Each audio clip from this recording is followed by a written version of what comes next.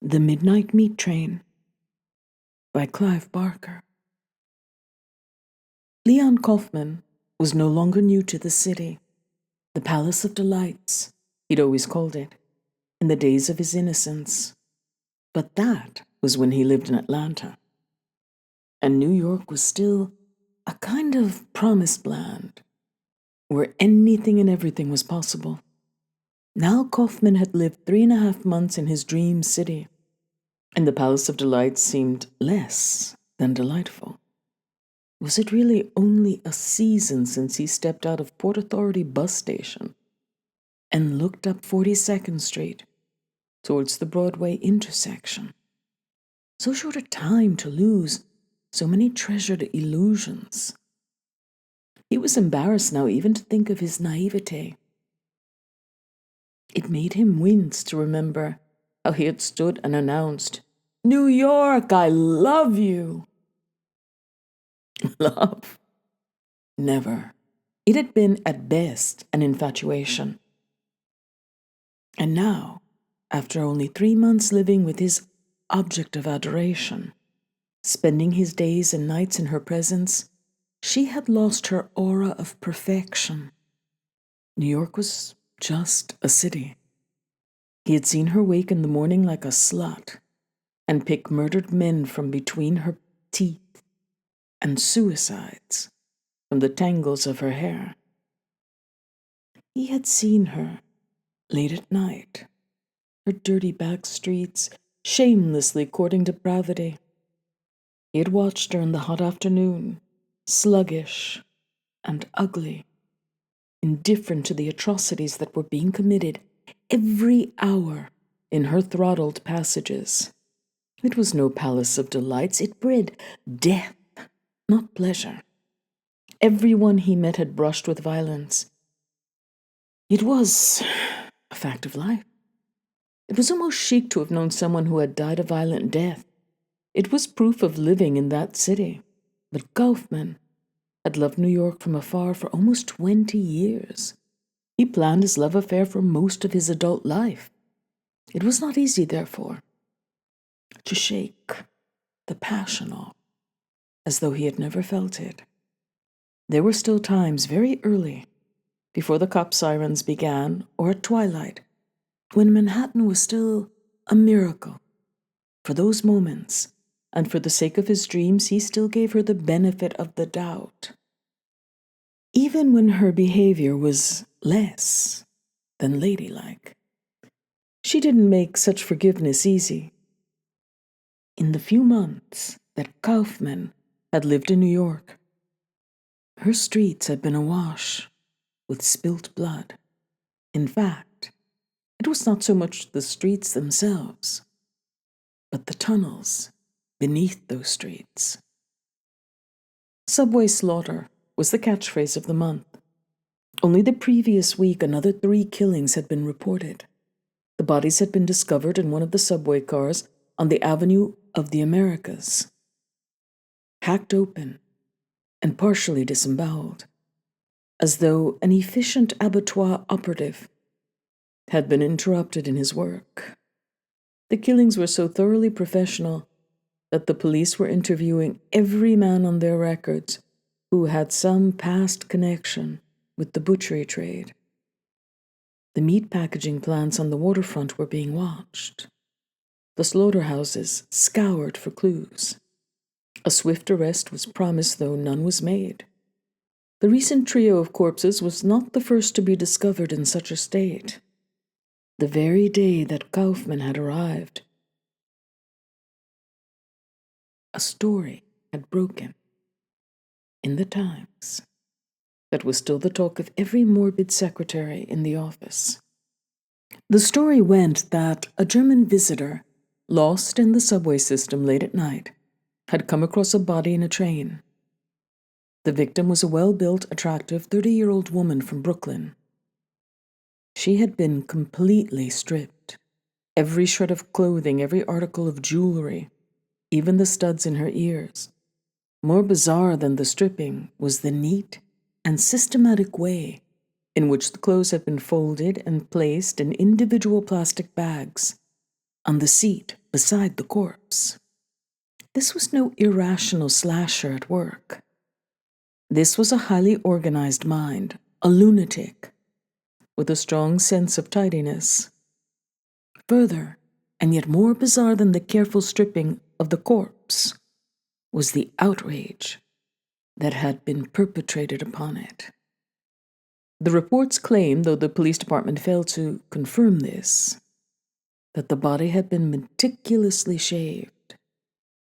Every hair had been removed from the head, from the groin, from beneath the arms, all cut and scorched back to the flesh. Even the eyebrows and eyelashes had been plucked out. Finally, this all-too-naked slab had been hung by the feet from one of the holding handles set in the roof of the car, and the black plastic bucket, lined with a black plastic bag, had been placed beneath the corpse to catch the steady fall of blood from its wounds. In that state, stripped, shaved, suspended, and practically bled white, the body of Loretta Dyer had been found. It was disgusting. It was meticulous, and it was deeply confusing. There had been no rape, nor any sign of torture. The woman had been swiftly and efficiently dispatched, as though she was a piece of meat, and the butcher was still loose.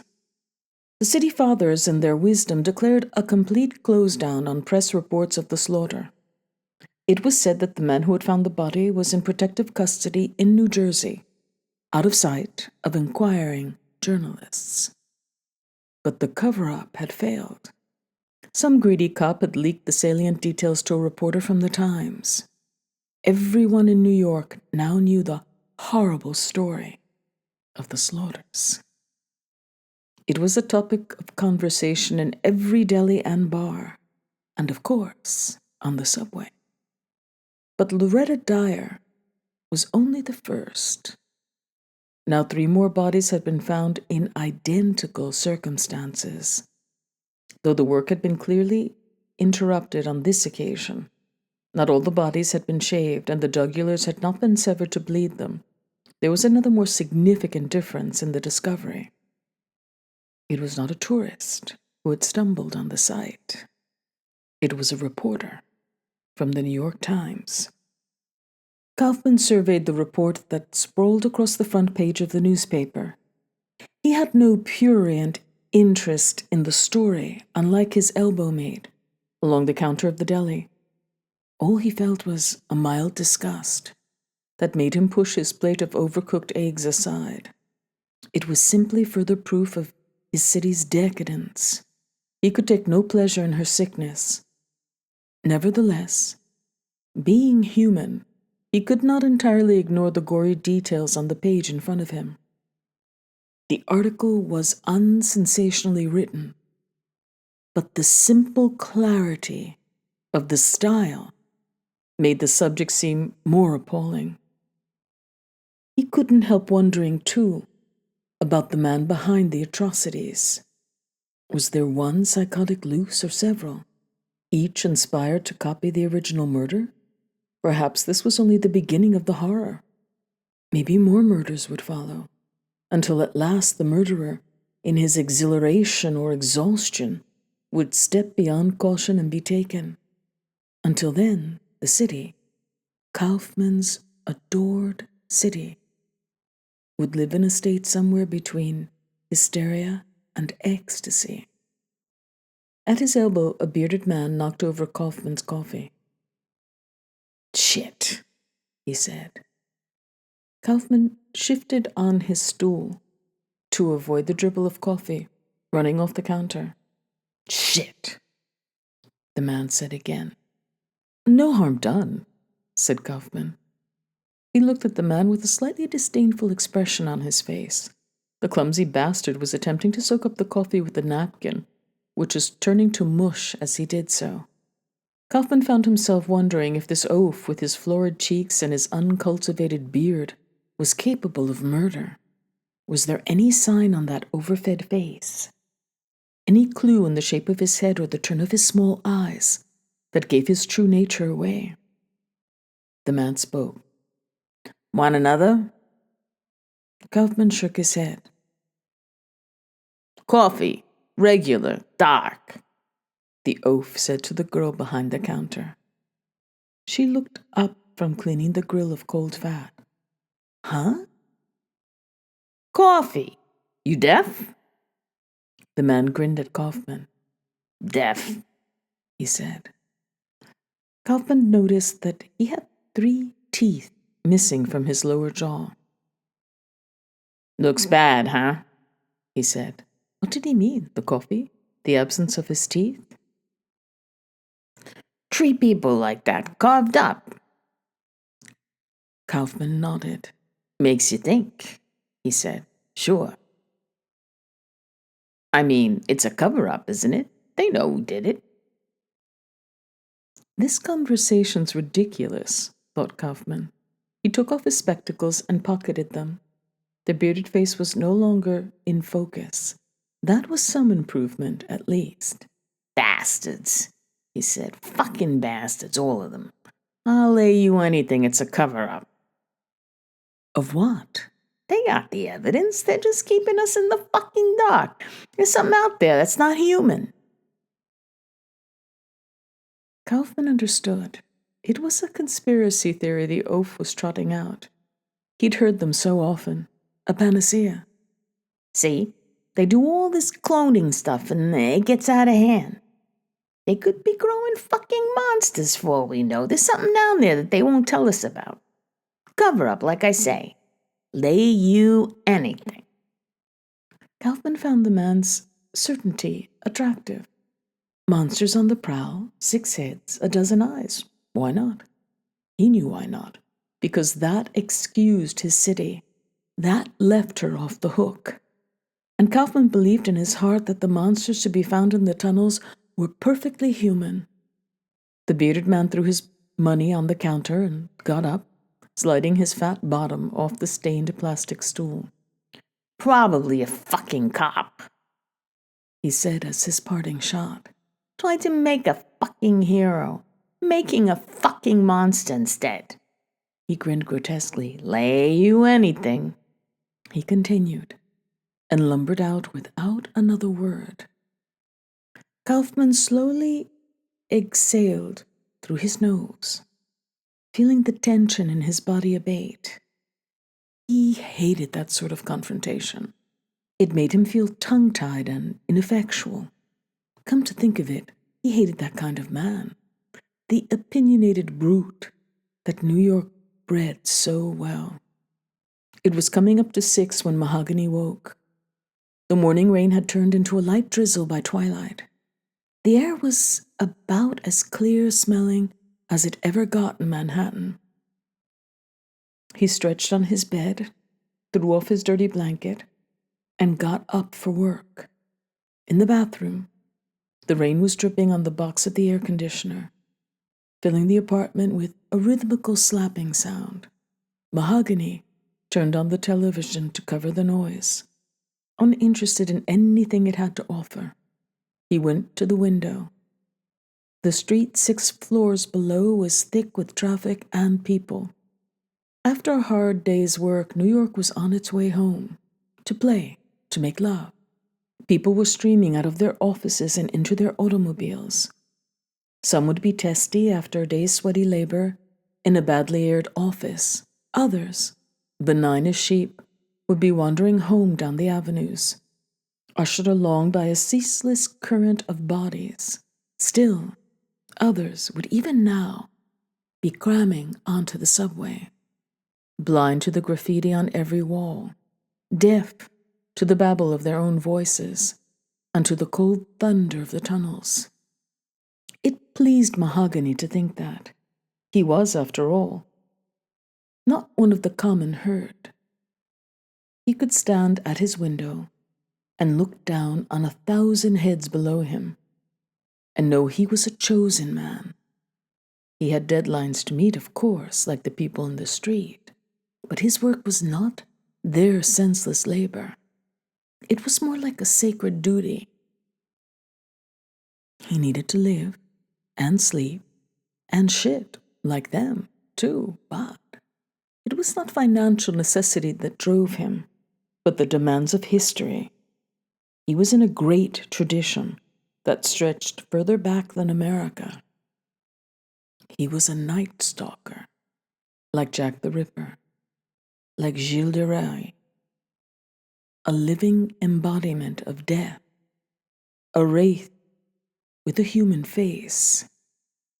He was a haunter of sleep and an awakener of terrors. The people below him could not know his face, nor would care to look twice at him. But his stare caught them and weighed them up, selecting only the ripest from the passing parade, choosing only the healthy and the young to fall under his sanctified knife. Sometimes Mahogany longed to announce his identity to the world, but he had responsibilities and they bore on him heavily. He couldn't expect fame. His was a secret life. And it was merely pride that longed for recognition. After all, he thought, does the beef salute the butcher as it throbs to its knees? All in all, he was content. To be part of that great tradition was enough, would always have to remain enough. Recently, however, there had been discoveries. They weren't his fault, of course. Nobody could possibly blame him, but it was a bad time. Life was not as easy as it had been 10 years ago. He was that much older, of course, and that made the job more exhausting. And more the obligations weighed on his shoulders. He was a chosen man, and that was a difficult privilege to live with. He wondered now and then if it wasn't time to think about training a younger man for his duties. There would need to be consultations with the fathers, but sooner or later, a replacement would have to be found. And it would be, he felt, a criminal waste of his experience not to take on an apprentice. There were so many felicities he could pass on, the tricks of his extraordinary trade. The best way to stalk, to cut, to strip, to bleed. The best meat for the purpose. The simplest way to dispose of the remains. So much detail, so much accumulated expertise. Mahogany wandered into the bathroom and turned on the shower. As he stepped in, he looked down at his body.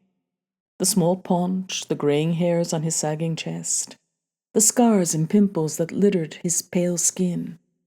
He was getting old.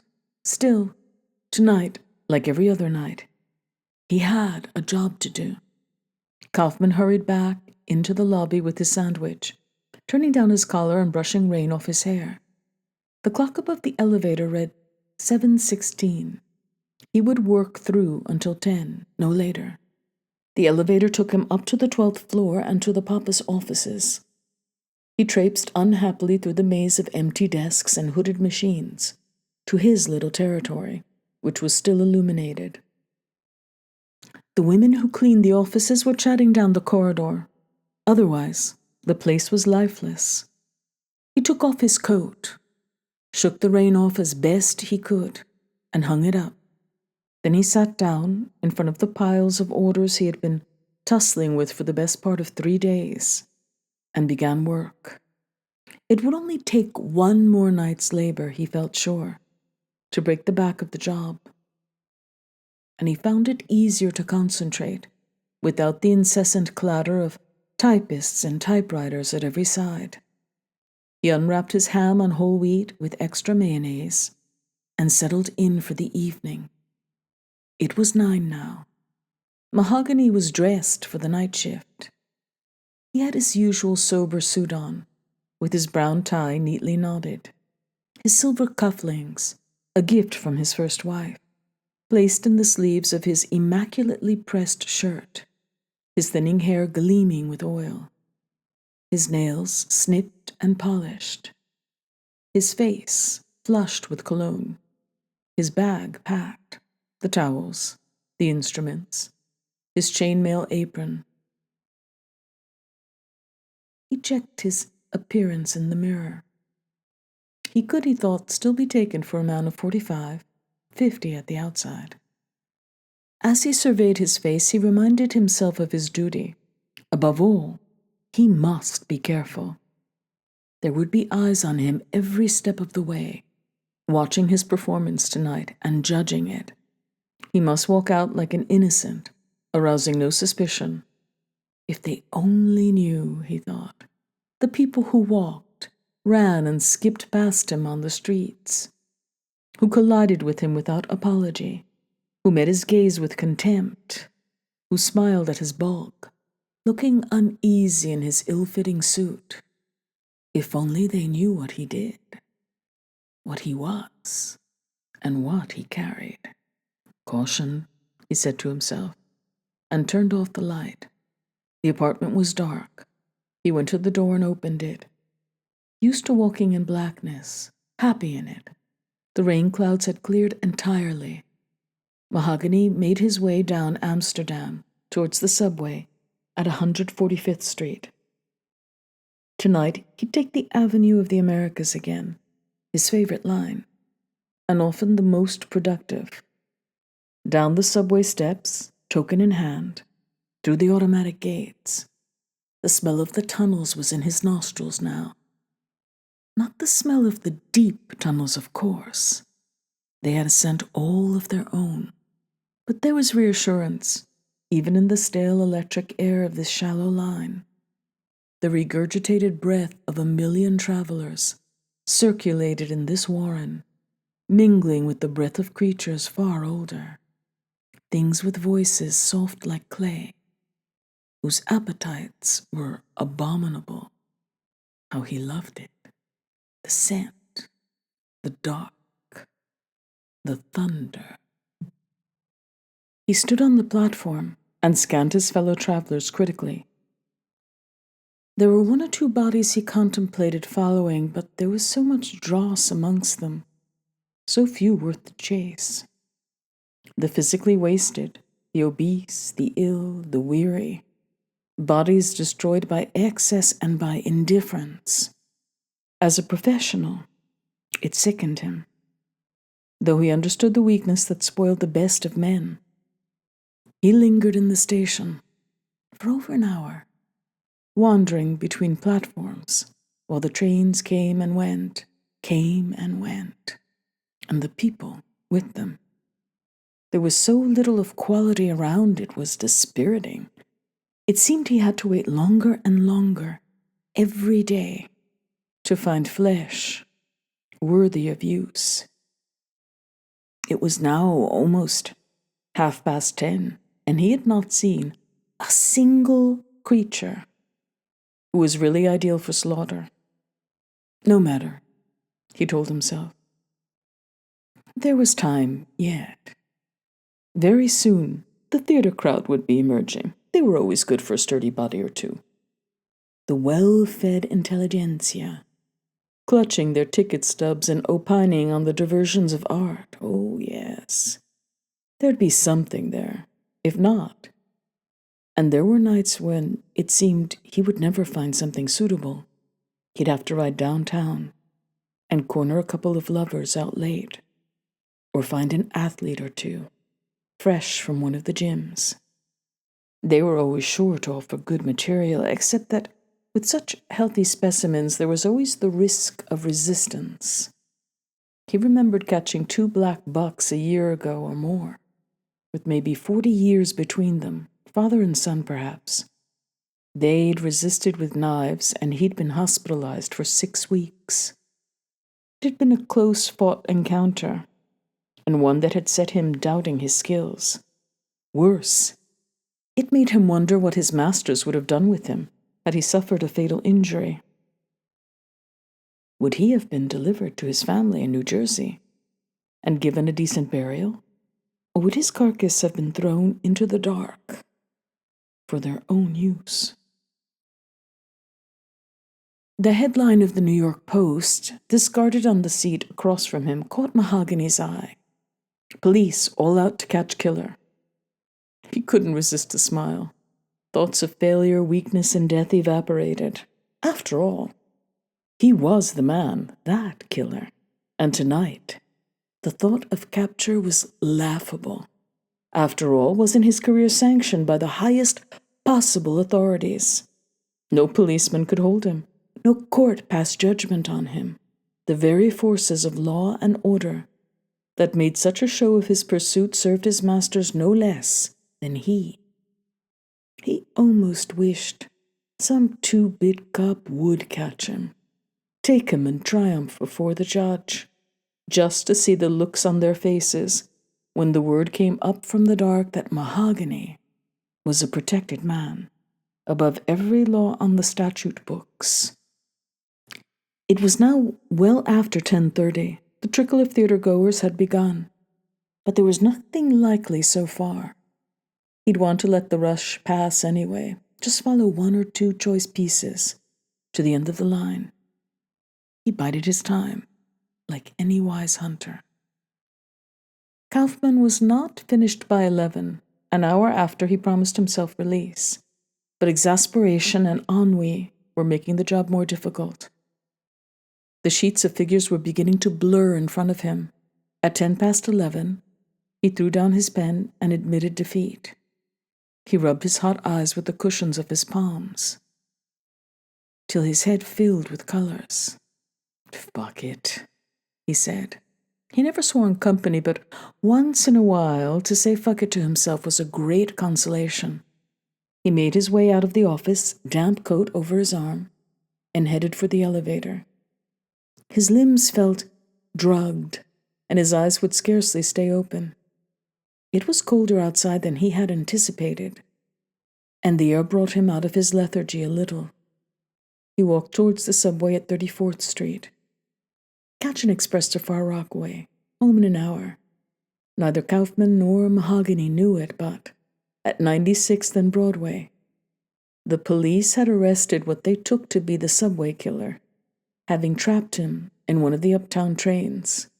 A small man of European extraction, wielding a hammer and a saw, had cornered a young woman in the second car and threatened to cut her in half in the name of Jehovah.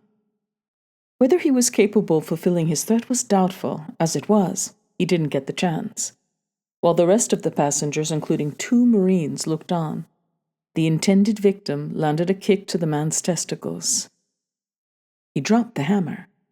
She picked it up and broke his lower jaw and right cheekbone with it before the Marines stepped in. When the train halted at 96th, the police were waiting to arrest the subway butcher.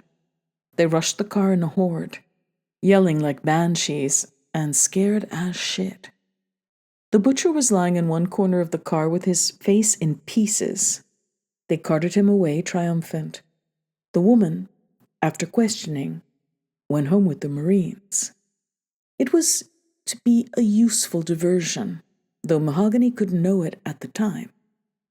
It took the police the best part of the night to determine the identity of their prisoner, chiefly because he couldn't do more than drool through his shattered jaw. It wasn't until 3:30 in the morning that one Captain Davis, coming on duty, recognized the man as a retired flower salesman from the Bronx called Hank Vasserly. Hank, it seemed, was regularly arrested for threatening behavior and indecent exposure, all in the name of Jehovah. Appearances deceived. He was about as dangerous as the Easter Bunny. This was not the subway slaughterer. But by the time the cops had worked that out, Mahogany had been about his business a long while. It was 11:15 when Kaufman got on the express through to Mott Avenue. He shared the car with 2 other travelers. One was a middle-aged black woman in a purple coat. The other, a pale, acne-ridden adolescent who was staring at the "Kiss My White Ass" graffiti on the ceiling with spaced-out eyes.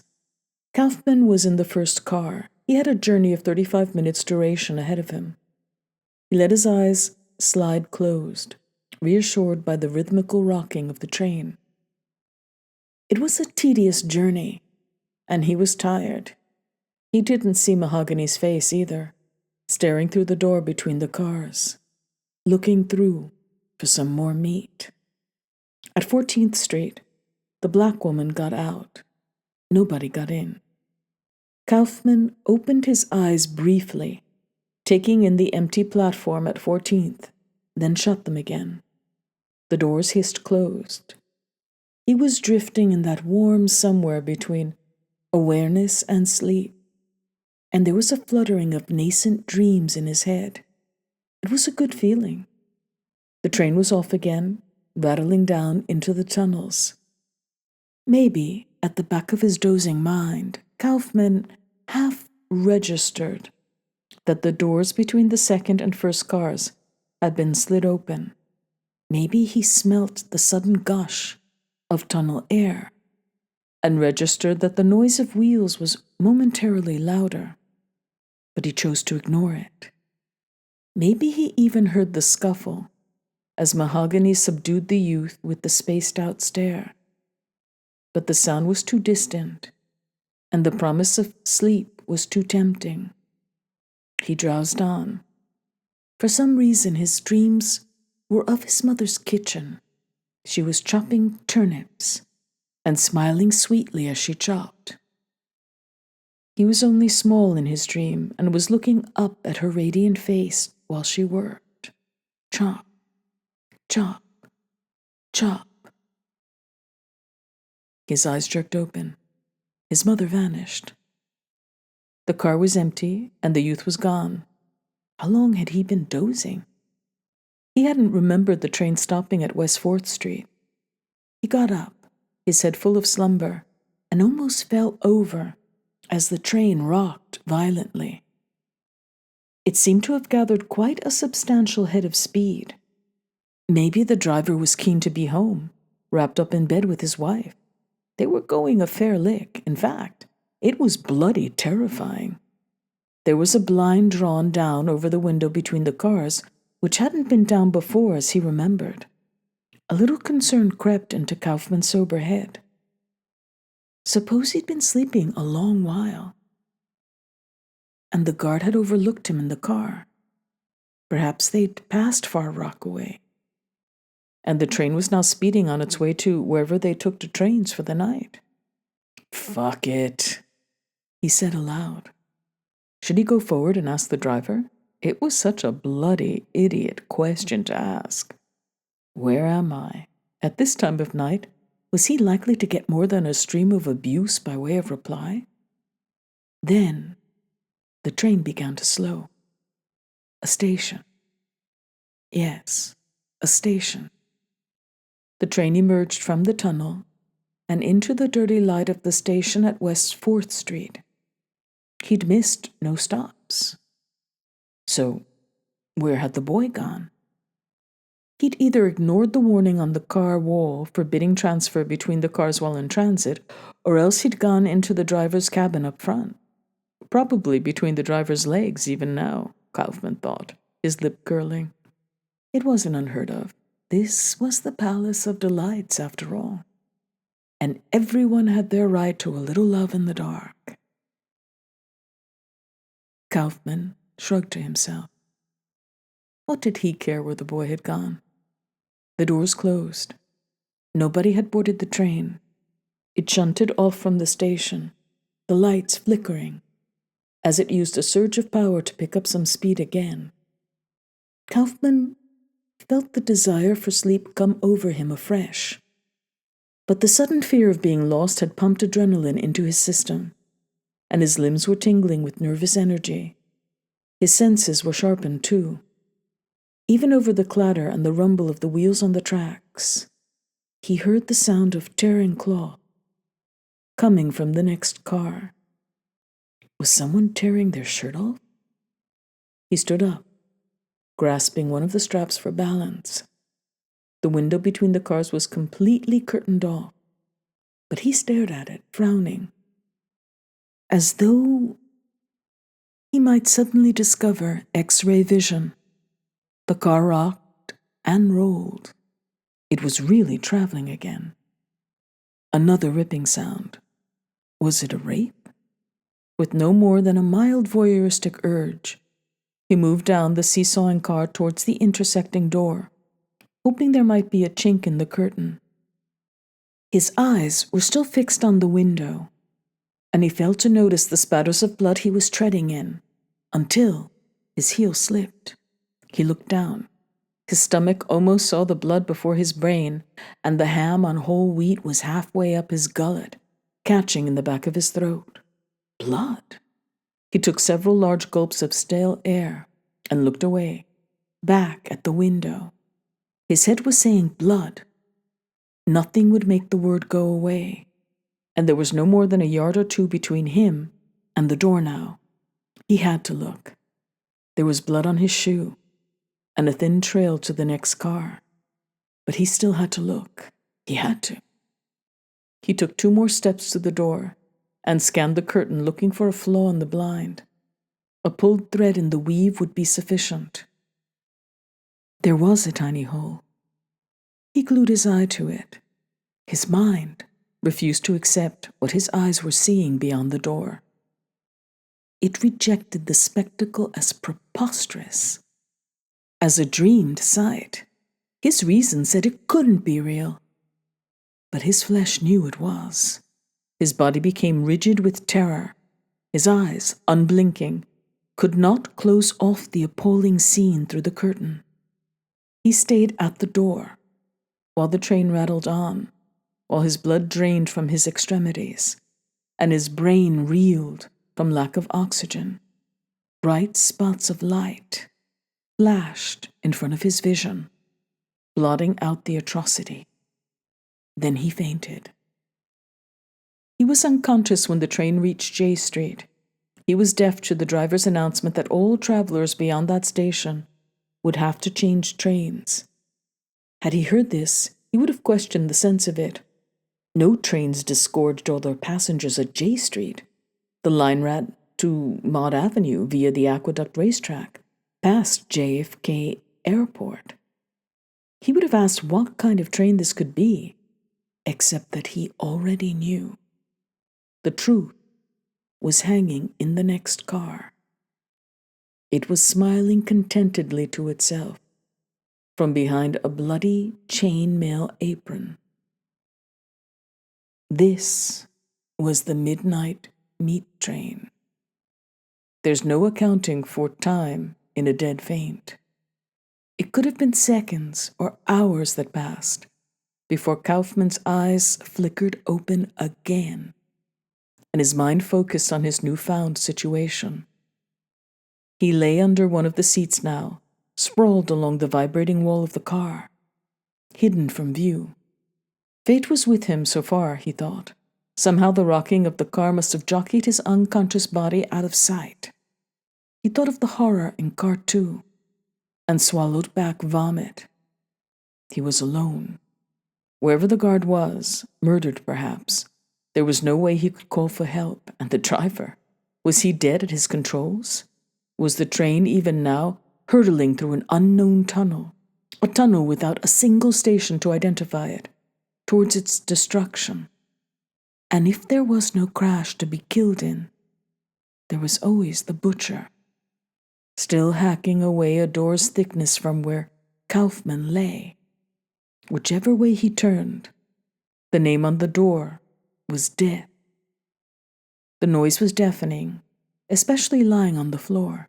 Kaufman's teeth were shaking in their sockets, and his face felt numb with the vibration. Even his skull was aching. Gradually, he felt strength seeping back into his exhausted limbs. He cautiously stretched his fingers and clenched his fists to set the blood flowing there again. And as the feeling returned, so did the nausea. He kept seeing the grisly brutality of the next car. He'd seen photographs of murder victims before, of course, but these were no common murders. He was in the same train as the subway butcher, the monster who strung his victims up by the feet from the straps, hairless and naked. How long would it be before the killer stepped through that door and claimed him? He was sure that if the slaughterer didn't finish him, expectation would. He heard movement beyond the door. Instinct took over. Kaufman thrust himself further under the seat and tucked himself up into a tiny ball, with his sick white face to the wall. Then he covered his head with his hands and closed his eyes as tightly as any child in terror of the boogeyman. The door was slid open. Click, whoosh. A rush of air from the rails. It smelt stranger than any Kaufman had smelt before, and colder. This was somehow primal air in his nostrils, hostile and unfathomable air. It made him shudder. The door closed. Click. The butcher was close. Kaufman knew it. He could be standing no more than a matter of inches from where he lay. Was he even now looking down at Kaufman's back?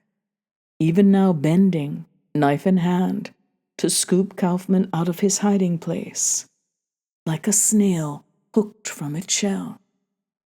Nothing happened. He felt no breath on his neck. His spine was not slit open. There was simply a clatter of feet close to Kaufman's head. Then, that same sound receding. Kaufman's breath, held in his lungs till they hurt, was expelled in a rasp between his teeth. Mahogany was almost disappointed that the sleeping man had alighted at West 4th Street. He was hoping for one more job to do that night, to keep him occupied while they descended. But no, the man had gone. The potential victim hadn't looked that healthy anyway, he thought to himself. He was an anemic Jewish accountant, probably. The meat wouldn't have been of any quality. Mahogany walked the length of the car to the driver's cabin. He'd spend the rest of the journey there. My Christ, thought Kaufman. He's going to kill the driver. He heard the cabin door open. Then, the voice of the butcher, low and hoarse. Hi. Hi. They knew each other. All done? All done. Kaufman was shocked by the banality of the exchange. All done? What did that mean, all done? He missed the next few words as the train hit a particularly noisy section of track. Kaufman could resist looking no longer. Warily, he uncurled himself and glanced over his shoulder down the length of the car. All he could see was the butcher's legs and the bottom of the open cabin door. Damn! He wanted to see the monster's face again. There was laughter now. Kaufman calculated the risks of his situation, the mathematics of panic. If he remained where he was, sooner or later, the butcher would glance down at him, and he'd be mincemeat. On the other hand, if he were to move from his hiding place, he would risk being seen and pursued, which was worse, stasis and meeting his death trapped in a hole, or making a break for it and confronting his maker in the middle of the car. Kaufman surprised himself with his mettle. He'd move. Infinitesimally slowly, he crawled out from under the seat, watching the butcher's back every minute as he did so. Once out, he began to crawl towards the door. Each step he took was a torment. But the butcher seemed far too engrossed in his conversation to turn round. Kaufman had reached the door. He began to stand up, trying all the while to prepare himself for the sight he would meet in Cart 2. The handle was grasped, and he slid the door open. The noise of the rails increased, and a wave of dank air stinking of nothing on earth came up at him. Surely the butcher must hear or smell. Surely he must turn, but no. Kaufman skinned his way through the slit he had opened, and so through into the bloody chamber beyond. Relief made him careless. He failed to latch the door properly behind him, and it began to slide open with the buffeting of the train. Mahogany put his head out of the cabin and stared down the car towards the door. "The fuck's that?" said the driver. "Didn't close the door properly, that's all." Kaufman heard the butcher walking towards the door. He crouched, a bowl of consternation, against the intersecting wall, suddenly aware of how full his bowels were. The door was pulled closed from the other side, and the footsteps receded again, safe for another breath at least. Kaufman opened his eyes, steeling himself for the slaughter pen in front of him. There was no avoiding it. It filled every one of his senses, the smell of opened entrails, the sight of the bodies, the feel of fluid on the floor under his fingers, the sound of the straps creaking beneath the weight of the corpses, even the air tasting salty with blood. He was with death absolutely in that cubbyhole, hurtling through the dark. But there was no nausea now. There was no feeling left but a casual revulsion. He even found himself peering at the bodies with some curiosity. The carcass closest to him was the remains of the pimply youth he'd seen in Car 1. The body hung, upside down, swinging back and forth to the rhythm of the train, in unison with its three fellows, an obscene dance macabre. Its arms dangled loosely from the shoulder joints, into which gashes an inch or two deep had been made, so that the bodies would hang more neatly. Every part of the dead kid's anatomy was swaying hypnotically, the tongue hanging from the open mouth, the head lolling on its slit neck. Even the youth's penis flapped from side to side on his plucked groin. The head wound and the open jugular still pulsed into a black bucket. There was an elegance about the whole sight, the sign of a job well done. Beyond that body were the strung-up corpses of two young white women and a darker-skinned male. Kaufman had turned his head on one side to look at their faces. They were quite blank. One of the girls was a beauty. He decided the male had been Puerto Rican. All were shorn of their head and body hair. In fact, the air was still pungent with the smell of the shearing. Kaufman slid up the wall out of the crouching position. And as he did so, one of the women's bodies turned around, presenting a dorsal view.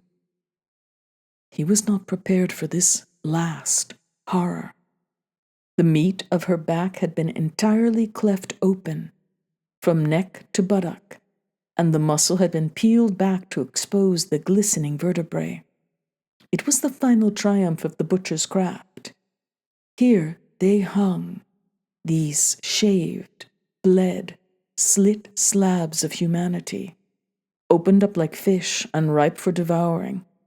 Kaufman almost smiled at the perfection of its horror. He felt an offer of insanity tickling the base of his skull, tempting him into oblivion, promising a blank indifference to the world. He began to shake, uncontrollably. He felt his vocal cords, trying to form a scream. And yet, to scream was to become, in a short while, like the creatures in front of him. "Fuck it," he said, more loudly than he'd intended. Then, pushing himself off from the wall, he began to walk down the car, between the swaying corpses, observing the neat piles of clothes and belongings that sat on the seats, beside their owners. Under his feet, the floor was sticky with drying bile. Even with his eyes closed to cracks, he could see blood in the buckets too clearly. It was thick and heady, flecks of grit turning in it. He was past the youth now, and he could see the door into Car 3 ahead. All he had to do was run this gauntlet of atrocities. He urged himself on, trying to ignore the horrors and concentrate on the door that would lead him back into sanity. He was past the first woman. A few more yards, he said to himself. 10 steps at most. less if he walked with confidence. Then the lights went out. Jesus Christ, he said. The train lurched, and Kaufman lost his balance. In the utter blackness, he reached out for support, and his flailing arms encompassed the body beside him. Before he could prevent himself, he felt his hand sinking into the lukewarm flesh, and his fingers grasping the open edge of muscle on the dead woman's back. His fingers touching the bone of her spine. His cheek was laid against the bald flesh of the thigh. He screamed, and even as he screamed, the lights flickered back on, and as they flickered back on and his scream died, he heard the noise of the butcher's feet approaching the length of car 1 towards the intervening door. He let go of the body he was embracing. His face was smeared with blood from her leg. He could feel it on his cheek, like war paint. The scream had cleared Kaufman's head, and he suddenly felt released into a kind of strength. There would be no pursuit down the train, he knew that. There would be no cowardice, not now. This was going to be a primitive confrontation. 2 human beings, face to face, and there would be no trick, none, that he couldn't contemplate using to bring his enemy down. This was a matter of survival, pure and simple. The door handle rattled. Kaufman looked around for a weapon, his eye steady and calculating. His eye fell on the pile of clothes beside the Puerto Rican's body. There was a knife there, lying amongst the rhinestone rings and the imitation gold chains. A long-bladed, immaculately clean weapon, probably the man's pride and joy, reaching past the well-muscled body. Kaufman plucked the knife from the heap. It felt good in his hand. In fact, it felt positively thrilling. The door was opening, and the face of the slaughterer came into view. Kaufman looked down the abattoir at Mahogany. He was not terribly fearsome, just another balding, overweight man of 50. His face was heavy and his eyes deep-set. His mouth was rather small and delicately lipped. In fact, he had a woman's mouth. Mahogany could not understand where this intruder had appeared from, but he was aware that it was another oversight, another sign of increasing incompetence. He must dispatch this ragged creature immediately. After all, they could not be more than a mile or 2 from the end of the line. He must cut the little man down and have him hanging up by his heels before they reached their destination. He moved into car 2. "You were asleep," he said, recognizing Kaufman. "I saw you." Kaufman said nothing. "You should have left the train. What were you trying to do? Hide from me?" Kaufman still kept his silence. Mahogany grasped the hand of the cleaver, hanging from his well-used belt. It was dirty with blood, as was his chainmail apron, his hammer, and his saw. "As it is," he said, "I'll have to do away with you." Kaufman raised the knife. It looked a little small beside the butcher's paraphernalia. "Fuck it," he said. Mahogany grinned at the little man's pretensions to defense. "You shouldn't have seen this. It's not for the likes of you," he said, taking another step toward Kaufman. "It's secret." "Oh, so he's the divinely inspired type, is he?" thought Kaufman. That explains something. "Fuck it," he said again. The butcher frowned. He didn't like the little man's indifference to his work, to his reputation. "We all have to die sometime," he said. "You should be well pleased. You're not going to burn up like most of them. I can use you to feed the fathers." Kaufman's only response was a grin. He was being terrorized by this gross, shambling hulk. The butcher unhooked the cleaver from his belt and brandished it. "A dirty little Jew like you," he said, "should be grateful to be useful at all. Meat's the best you can aspire to." Without warning, the butcher swung. The cleaver divided the air at some speed, but Kaufman stepped back. The cleaver sliced his coat arm and buried itself in the Puerto Rican's shank. The impact half severed the leg, and the weight of the body opened the gash even further. The exposed meat of the thigh was like prime steak, succulent and appetizing. The butcher started to drag the cleaver out of the wound, and in that moment, Kaufman sprang. The knife sped towards Mahogany's eye, but an error of judgment buried it in his neck instead. It transfixed the column and appeared in a little gout of gore on the other side, straight through in one stroke. Straight through. Mahogany felt the blade in his neck as a choking sensation, almost as though he had caught a chicken bone in his throat. He made a ridiculous, half-hearted coughing sound. Blood issued from his lips, painting them like lipstick on his woman's mouth. The cleaver clattered to the floor. Kaufman pulled out the knife. The two wounds spouted little arcs of blood. Mahogany collapsed to his knees, staring at the knife that had killed him. The little man was watching him quite passively. He was saying something, but Mahogany's ears were deaf to the remarks, as though he was underwater. Mahogany suddenly went blind. He knew with the nostalgia for his senses that he would not see or hear again. This was death. It was on him for certain. His hands still felt the weave of his trousers, however, and the hot splashes on his skin. His life seemed to totter on its tiptoes, while his fingers grasped at one last sense. Then his body collapsed, and his hands and his life and his sacred duty folded up under a weight of gray flesh. The butcher was dead. Kaufman dragged gulps of stale air into his lungs and grabbed one of the straps to steady his reeling body. Tears blotted out the shambles he stood in. A time passed. He didn't know how long. He was lost in a dream of victory. Then the train began to slow. He felt and heard the brakes being applied. The hanging bodies lurched forward as the careering train slowed, its wheels squealing on rails that were sweating slime. Curiosity overtook Kaufman. Would the train shunt into the butcher's underground slaughterhouse, decorated with the meats he had gathered through his career? And the laughing driver, so indifferent to the massacre, what would he do once the train had stopped? Whatever happened now was academic.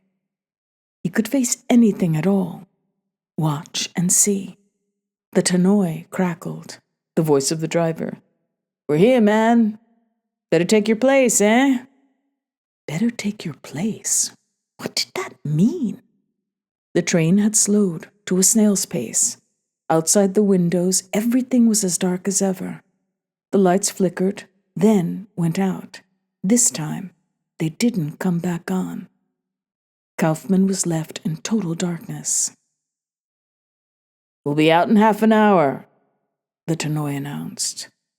So like any station report. The train had come to a stop.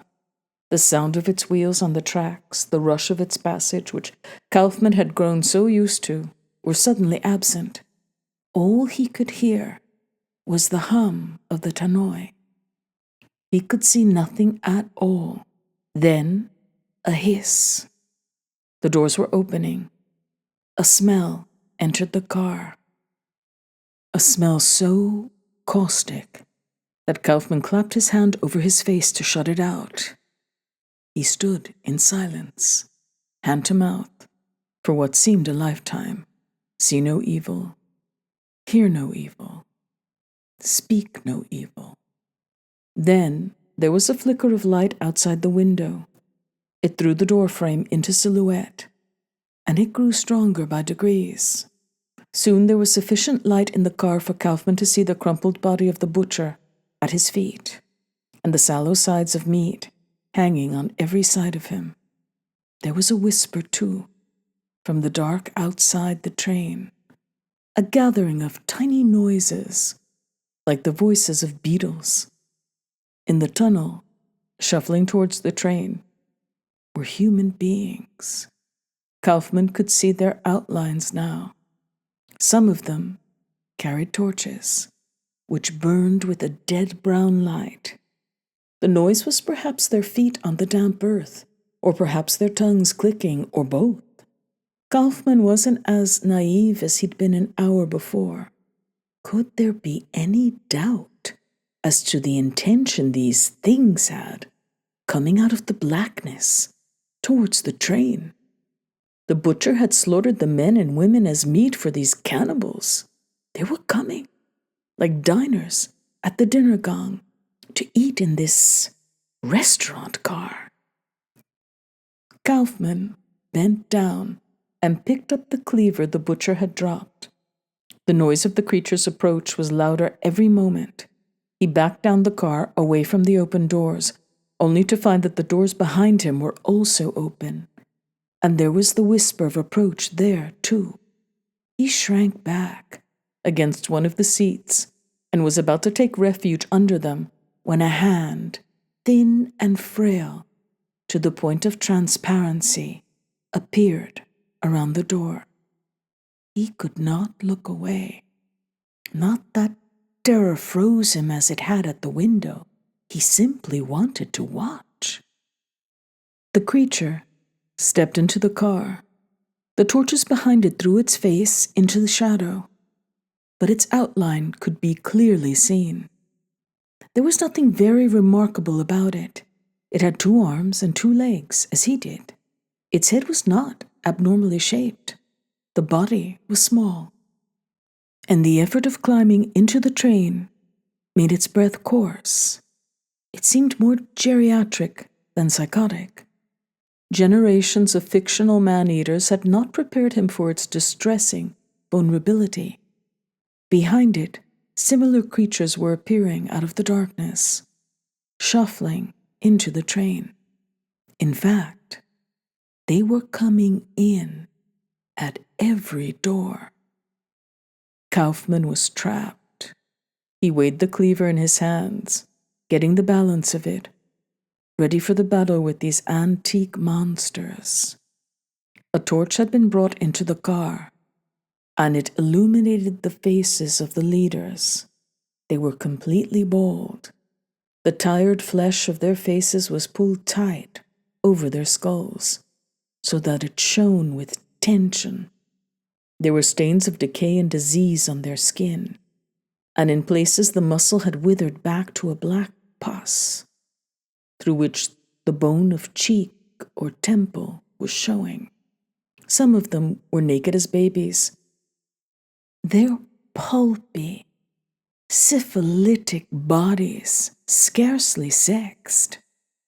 What had been breasts were leathery bags hanging off the torso, the genitalia shrunken away. Worse sights than the naked amongst them were those who wore a veil of clothes.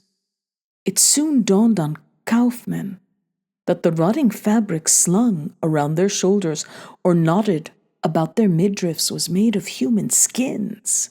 Not one, but a dozen or more, heaped haphazardly on top of each other, like pathetic trophies. The leaders of this grotesque meal line had reached the bodies now, and their gracile hands were laid upon the shanks of meat and were running up and down the shaved flesh in a manner that suggested sensual pleasure. Tongues were dancing out of mouths, flecks of spittle landing on the meat. The eyes of the monsters were flickering back and forth with hunger and excitement. Eventually, one of them saw Kaufman. Its eye stopped flickering for a moment and fixed on him, A look of enquiry came over the face, making a parody of puzzlement. "You," it said. The voice was as wasted as the lips it came from. Kaufman raised the cleaver a little, calculating his chances. There were perhaps 30 of them in the car, and many more outside. But they looked so weak, and they had no weapons but their skin and bones. The monster spoke again, its voice quite well modulated, when it found itself, the piping of a once cultured, once charming man. "You came after the other? Yes?" It glanced down at the body of mahogany. It had clearly taken in the situation very quickly. "Old, anyway," it said, its watery eyes back on Kaufman, studying him with care. "Fuck you," said Kaufman. The creature attempted a wry smile, but it had almost forgotten the technique, and the result was a grimace which exposed a mouthful of teeth that had been systematically filed into points. "You must now do this for us," it said through the bestial grin. "We cannot survive without food." The hand patted the rump of human flesh. Kaufman had no reply to the idea. He just stared in disgust as the fingernails slid between the cleft in the buttocks, feeling the swell of tender muscle. "It disgusts us no less than you," said the creature, "but we're bound to eat this meat or we die. God knows I have no appetite for it." The thing was drooling, nevertheless. Kaufman found his voice. It was small, more with a confusion of feelings than with fear. "What are you?" He remembered the bearded man in the deli. "Are you accidents of some kind?" "We are the city fathers," the thing said, "and mothers, and daughters and sons, the builders, the lawmakers. We made this city." "New York?" said Kaufman. "The Palace of Delights?" "Before you were born, before anyone living was born." As it spoke, the creature's fingernails were running up under the skin of the split body and were peeling the thin elastic layer off the luscious brawn. Behind Kaufman, the other creatures had begun to unhook the bodies from the straps, their hands laid in that same delighting manner on the smooth breasts and the flanks of flesh.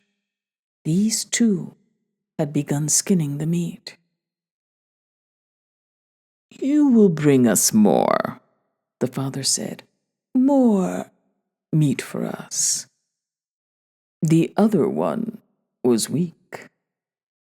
Kaufman stared in disbelief. "Me?" he said. "Feed you? What do you think I am?"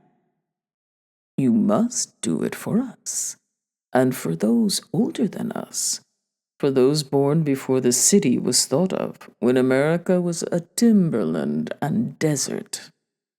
The fragile hand gestured out of the train. Kaufman's gaze followed the pointing finger into the gloom. There was something else outside the train, which he'd failed to see before, much bigger than anything human.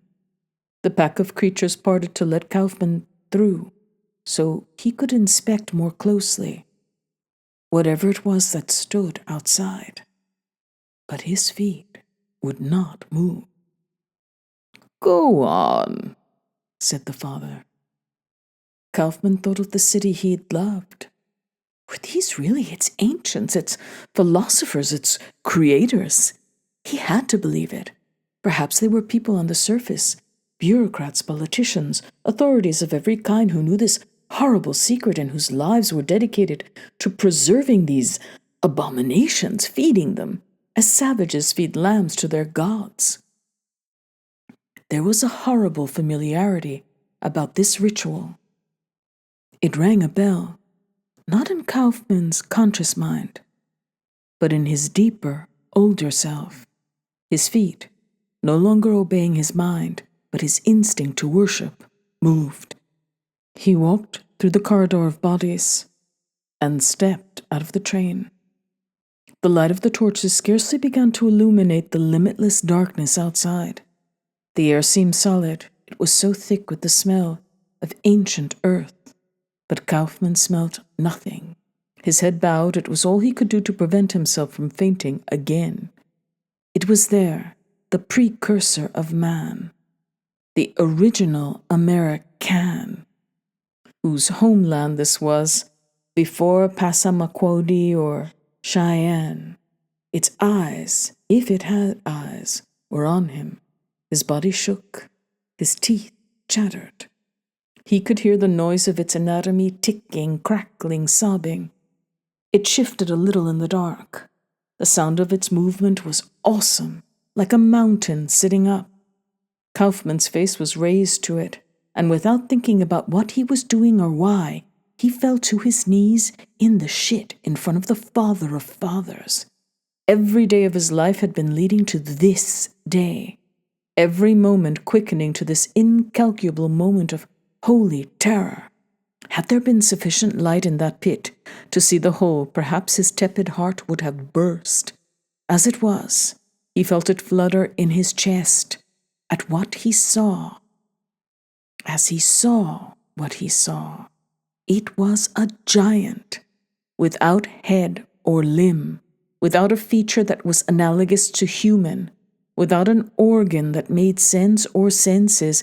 If it was like anything, it was like the shoal of fish, 1,000 snouts all moving in unison, budding, blossoming, and withering rhythmically. It was iridescent, like mother of pearl, but it was sometimes deeper than any color Kaufman knew or could put a name to. That was all Kaufman could see, and it was more than he wanted to see. There was much more in the darkness, flickering and flapping, but he could no longer. He turned away, and as he did so, a football was pitched out of the train and rolled to a halt in front of the father. At least, he thought it was a football, until he peered more attentively at it and recognized it as a human head, the head of the butcher.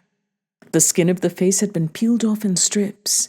It glistened with blood as it lay in front of its lord. Kaufman looked away and walked back to the train. Every part of his body seemed to be weeping but his eyes. They were too hot with the sight behind him. They boiled his tears away. Inside, the creatures had already set about their supper. One, he saw, was plucking the blue sweet morsel of a woman's eye out of the socket. Another had a hand in its mouth. At Kaufman's feet lay the butcher's headless corpse, still bleeding profusely from where its neck had been bitten through.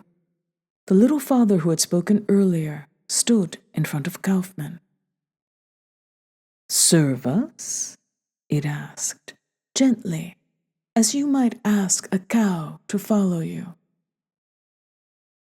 Kaufman was staring at the cleaver, the butcher's symbol of office. The creatures were leaving the car now, dragging the half-eaten bodies after them. As the torches were taken out of the car, darkness was returning. But before the lights had completely disappeared, the father reached out and took hold of Kaufman's face, thrusting him round to look at himself in the filthy glass of the car window. It was a thin reflection, but Kaufman could see quite well enough how changed he was, whiter than any living man should be, covered in grime and blood. The father's hand still gripped Kaufman's face, and its forefinger hooked into his mouth and down his gullet, the nail scoring the back of his throat. Kaufman gagged on the intruder, but had no will left to repel the attack. "Serve," said the creature, "in silence." Too late. Kaufman realized the intention of the fingers. Suddenly his tongue was seized tight and twisted on the root. Kaufman, in shock, dropped the cleaver. He tried to scream, but no sound came. Blood was in his throat. He heard his flesh tearing, and agonies convulsed him. Then the hand was out of his mouth, and the scarlet, spittle-covered fingers were in front of his face, with his tongue, held between thumb and forefinger. Kaufman was speechless. "Serve," said the father, and stuffed the tongue into his own mouth, chewing on it with evident satisfaction. Kaufman fell to his knees, spewing up his sandwich. The father was already shuffling away into the dark. The rest of the ancients had disappeared into their warren for another night. The tonneau crackled. "Home," said the driver. The doors hissed closed and the sound of power surged through the train. The lights flickered on, then off again, then on. The train began to move. Kaufman lay on the floor, tears pouring down his face, tears of discomfiture and resignation. He would bleed to death, he decided, where he lay.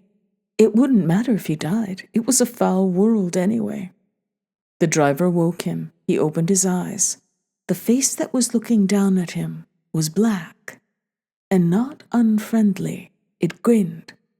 Kaufman tried to say something, but his mouth was sealed up with dried blood.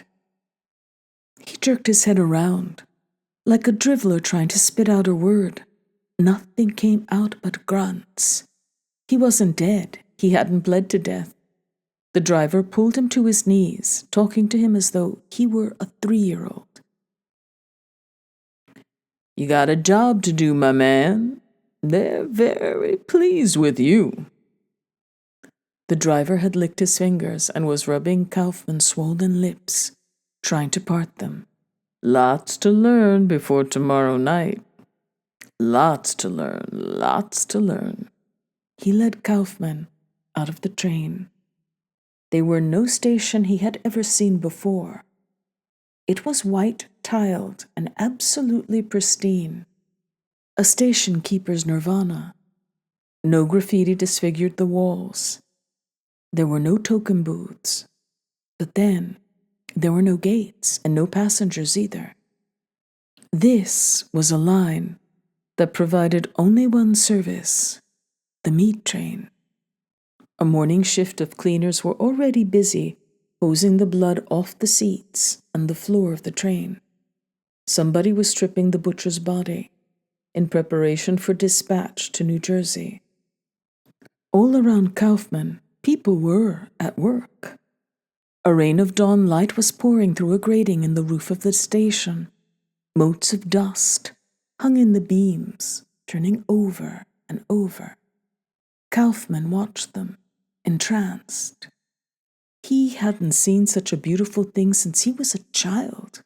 Lovely dust, over and over, and over and over. The driver had managed to separate Kaufman's lips. His mouth was too wounded for him to move it, but at least he could breathe easily, and the pain was already beginning to subside. The driver smiled at him, then turned to the rest of the workers in the station. "I'd like to introduce Mahogany's replacement, our new butcher," he announced.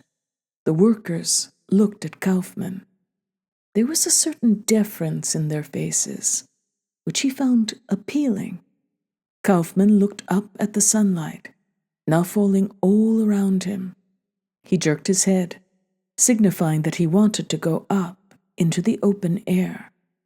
The driver nodded and led him up a steep flight of steps and through an alleyway, and so out onto the sidewalk. It was a beautiful day. The bright sky over New York was streaked with filaments of pale pink cloud, and the air smelt of morning. The streets and avenues were practically empty. At a distance, an occasional cab crossed an intersection, its engine a whisper. A runner sweated past on the other side of the street. Very soon, these same deserted sidewalks would be thronged with people. The city would go about its business in ignorance, never knowing what it was built upon, or what it owed its life to. Without hesitation, Kaufman fell to his knees and kissed the dirty concrete with his bloody lips, silently swearing his eternal loyalty to its continuance. The Palace of Delights received the adoration without comment.